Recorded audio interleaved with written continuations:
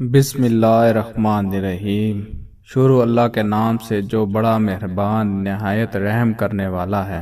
ناظرین، میں ہوں محمد داؤد اور آپ دیکھ رہے ہیں داؤد ٹی وی۔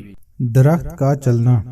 صحیح مسلم میں حضرت جابر رضی اللہ تعالیٰ عنہ سے منقول ہے، وہ کہتے ہیں کہ ہم رسول اللہ صلی اللہ علیہ وآلہ وسلم کے ساتھ سفر میں روانہ ہوئے۔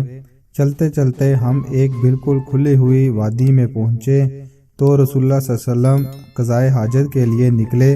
میں پانی کا برتن لے کر آپ صلی اللہ علیہ وآلہ وسلم کے پیچھے چل پڑا۔ رسول اللہ صلی اللہ علیہ وآلہ وسلم نے نظر دوڑائی، لیکن کہیں کوئی چیز پردہ کے قابل نظر نہیں آئی۔ وہیں وادی کے کناروں پر دو درخت نظر آئے۔ رسول اللہ صلی اللہ علیہ وآلہ وسلم دونوں میں سے ایک کی طرف گئے، اس کی کچھ شاخوں کو پکڑا اور کہا، اللہ کے حکم سے میری فرما برداری کر، یعنی میرے ساتھ چل۔ تو وہ آپ صلی اللہ علیہ وآلہ وسلم کے ساتھ چل پڑا، جیسے نکیل والا اونٹ اپنے مالک کے ساتھ چلتا ہے۔ دوسرے درخت کے پاس بھی آپ صلی اللہ علیہ وسلم گئے اور اس کی شاخوں کو پکڑ کر کہا، اللہ کے حکم سے میرے ساتھ چل۔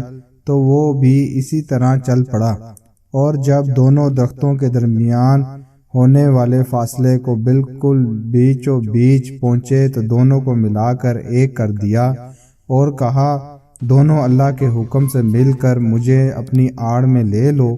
تو دونوں نے مل کر آپ صلی اللہ علیہ وآلہ وسلم کو آڑ میں لے لیا، اور میں اس خوف سے نکل کھڑا ہوا کہ کہیں رسول اللہ صلی اللہ علیہ وآلہ وسلم کو میری قربت کا احساس نہ ہو، اس لیے میں دور ہو کر بیٹھ گیا اور اپنے جی میں سوچنے لگا۔ ابھی کچھ ہی دیر گزری تھی کہ میں نے رسول اللہ صلی اللہ علیہ وآلہ وسلم کو سامنے سے آتے دیکھا، اور وہ دونوں درخت علیحدہ علیحدہ ہو کر اپنی اپنی پہلی جگہوں پر جا کر کھڑے ہو گئے۔ سبحان اللہ۔